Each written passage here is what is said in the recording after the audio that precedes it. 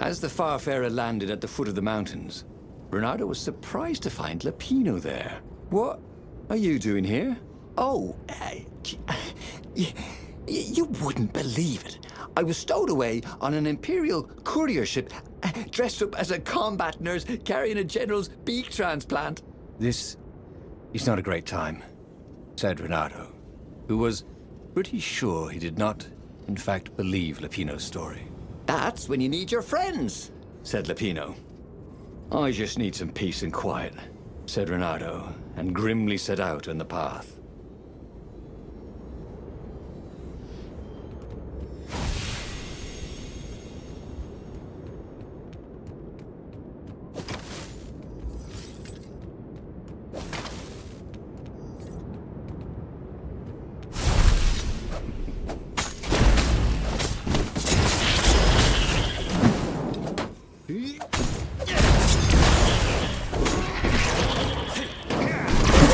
With this device, he could travel at night, so long as there were ravens to set on fire.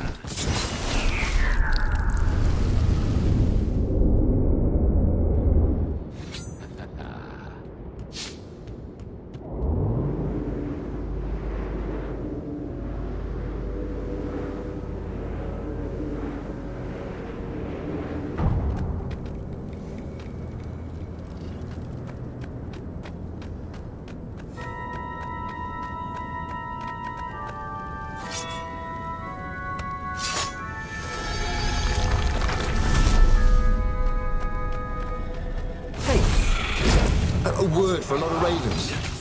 Like a doofus of ravens?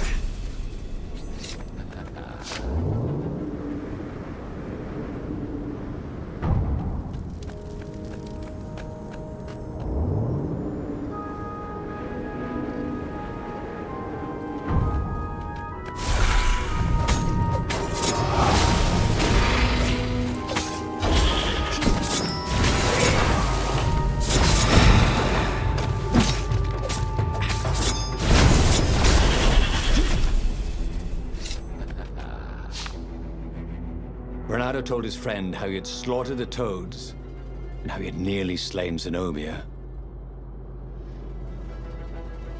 A terrible burden, this Iblis stone, sympathized the rabbit. Yeah, but I need it for the rebellion. Do you now? You know, you were a pretty fine fighter before you were wielding a demonic decoration. Oddly, the sword wasn't whispering at him to kill Lapino. Up ahead in the mountains, there was a peaceful spot. If he could rid himself of his burden anywhere, it was there.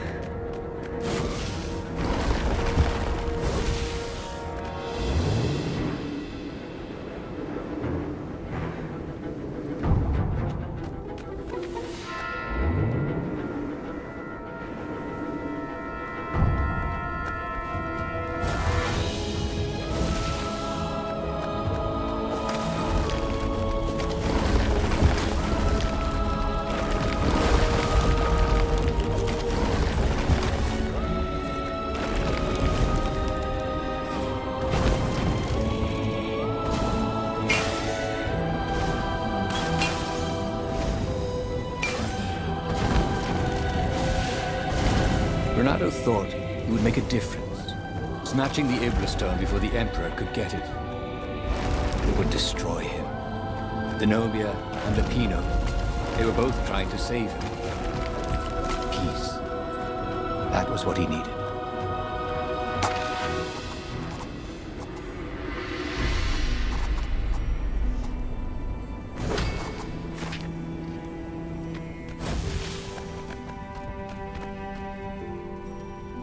So much for peace and quiet. There was Lapino. Again. You're stronger than some dumb rock, Lapino said. Let's just bury it, and no one will ever find it again. Renato could feel the spirit energy of all those dead ravens inside him, pecking away. The rabbit was right.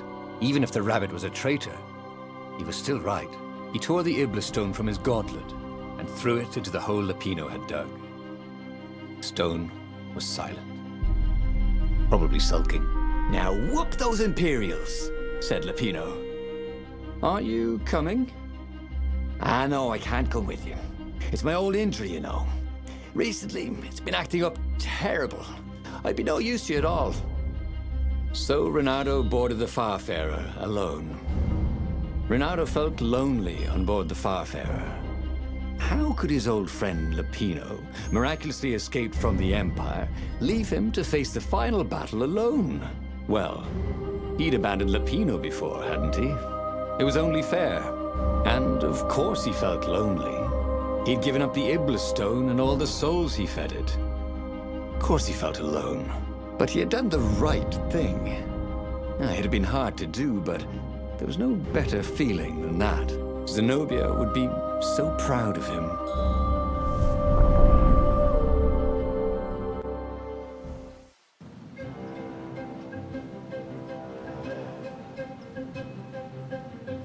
The battle, alas, was not going well. He no longer had the stone, and he'd never gotten the core. Lapino wasn't with him, and he was up against Zenobia, out there somewhere, maneuvering the Emperor's forces.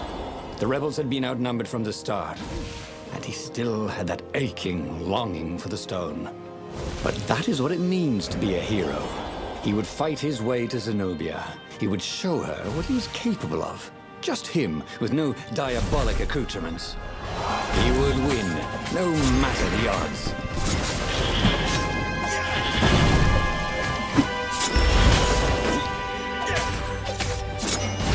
Like having the world's deadliest foe right by his side.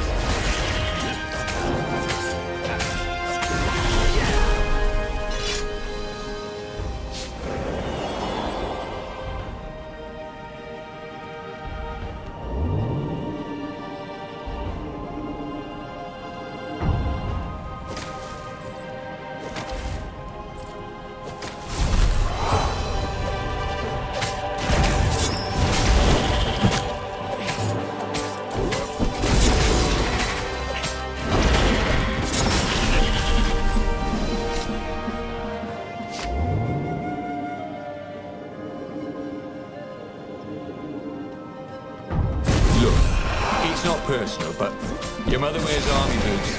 On her ears.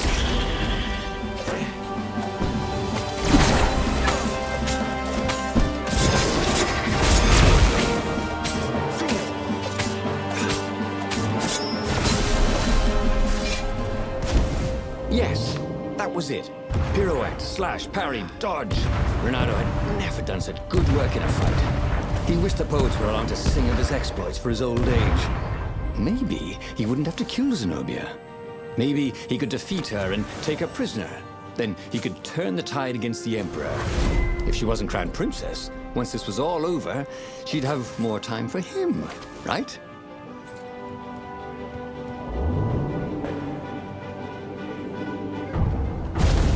It was like having a pet.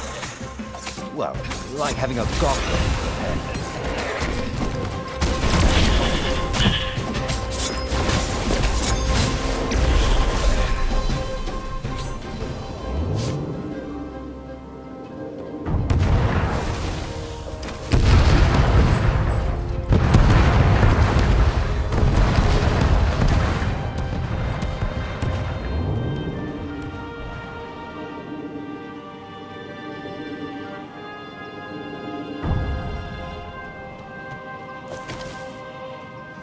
Soon he'd confront the Emperor.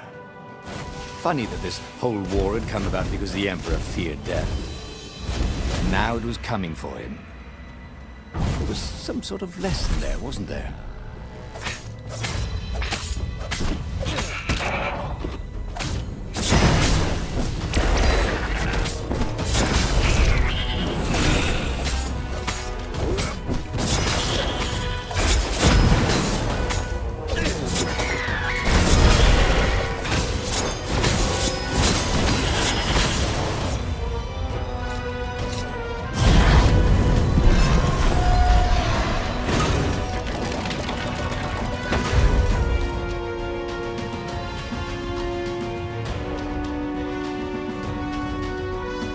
By some miracle, Renato fought his way to the Emperor's ship. He was exhausted, bleeding, but he'd found the strength to reject the stone. Zenobia came out of the ship. "Renato!" she shouted, and then she fell down and died. Lapino was behind her, wielding a sword that seemed to suck all the light out of the sun. "You idiot! You threw the stone away!" cried Lapino. "You said it was evil." "It hates sanctimonious prigs like you," laughed Lapino. "We're having a grand old time." Renato turned and ran. But no matter where he ran, Lapino jumped in front of him until Renato was cornered. "That boy could hop. You wouldn't do this to an old friend, would you?" cried Renato. "You mean this?" said Lapino as he slid the sword into Renato's guts. "Damn it! Again?"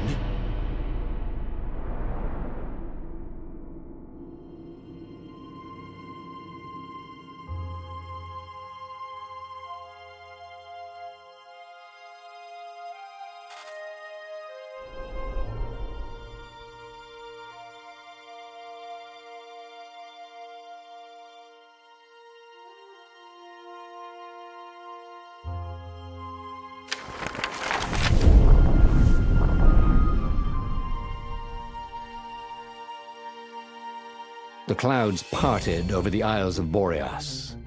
It was time to choose. The rebellion was in trouble. Ravens were scouting for the secret rebel base. They needed a game changer. Pieces of the Sky Ripper had surfaced.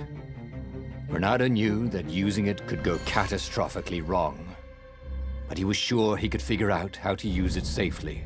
Also, a temple had risen out of empty desert. The Iblis stone was hidden there. It was a dangerous artifact. It could corrupt its user into a bloodthirsty monster. Maybe he could find a way to use it, to take its power without surrendering to its wickedness. And also, his old friend Lapino needed rescuing. Of course, Renato had a pretty strong suspicion that Lapino had betrayed the rebellion. And he had a gut feeling that he needed to use that to his advantage. Every child knew about the Sky Ripper. The Transcendent Emperor had buried its pieces deep. And then, this Emperor's horrific sacrifices had brought it back to the surface. Renato wasn't exactly sure how to use the legendary weapon. But surely, there must be some way to do it without provoking another catastrophe. Had he, somehow, summoned the long-lost components of the legendary weapon out of the deep places of the Earth? It was more than Renato could fathom. But if he could find a legendary weapon, he would use it.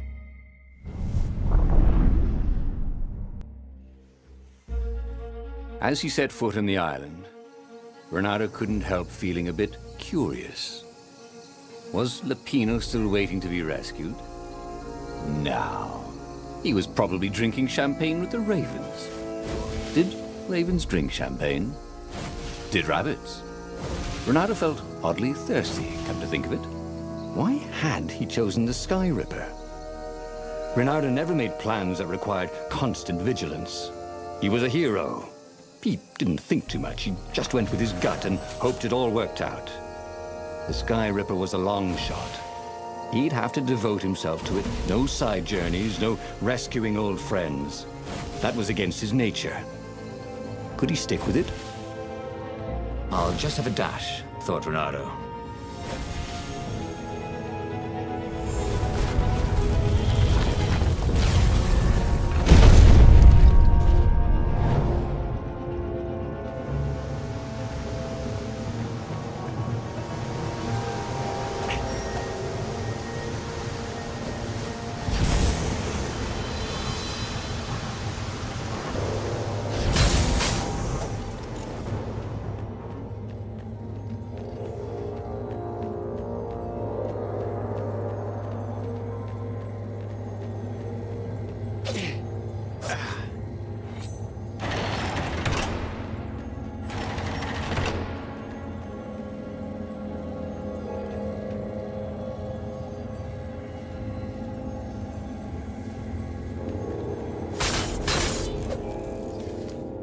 The people who had built this castle, did they even know what monstrous weapon lay hidden within their walls? The Sky Ripper could destroy anything it touched, or so the legend said. As the Transcendent Emperor had fought the Lost Gods, thousands of thousands had died. But Reynardo had been through wars.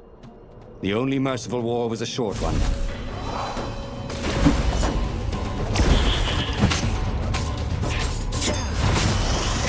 It was tempting to just stand on the device and let it do all the killing for him. But that's sport, would it? More fun.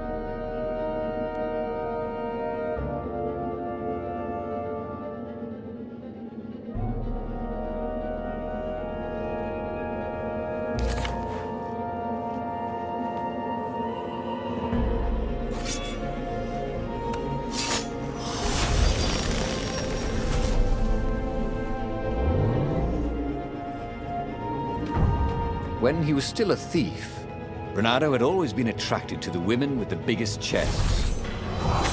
No, that's not what I meant. To rob, I mean.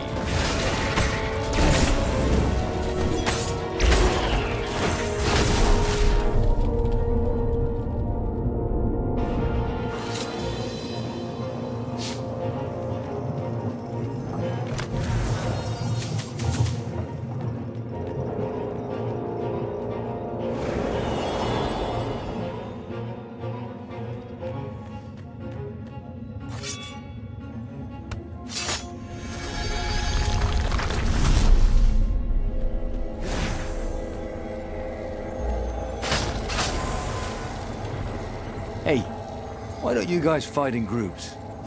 Oh, I know. Because there's no I in team.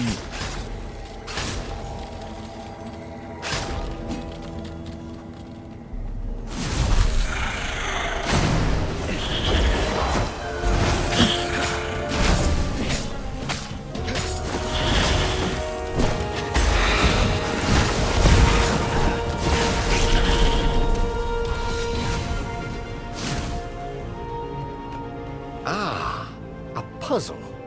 Reynardo loved puzzles. Except when he couldn't figure them out. On the other hand, if there was a puzzle, it was probably meant to keep people away from something good.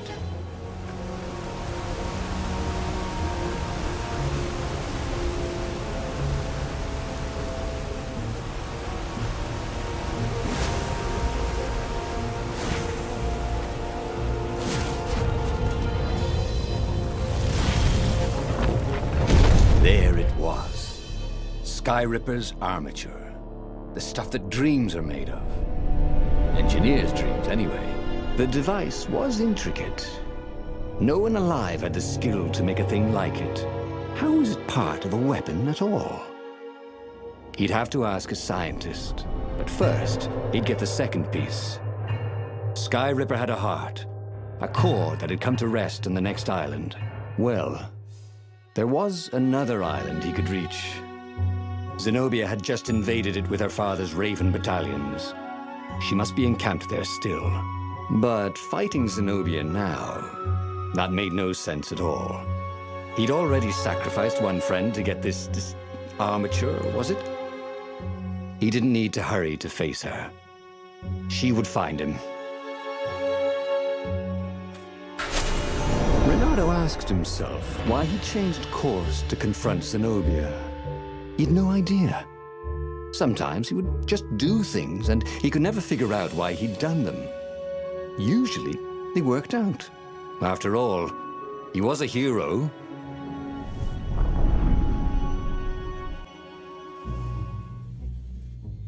The truth is, though, he wanted to see her, wasn't it? It had been a dozen years since Swordfu school. He'd followed every rumor about her, every scrap of news. Not that he still loved her. After all, she was his enemy. No, it was solely because, know your enemy. All right, maybe he should stop pretending. He knew exactly how she felt about him. But their love affair always ended with a tragic death. Unless, maybe he could find a way to dodge tragedy. Surely he could, couldn't he?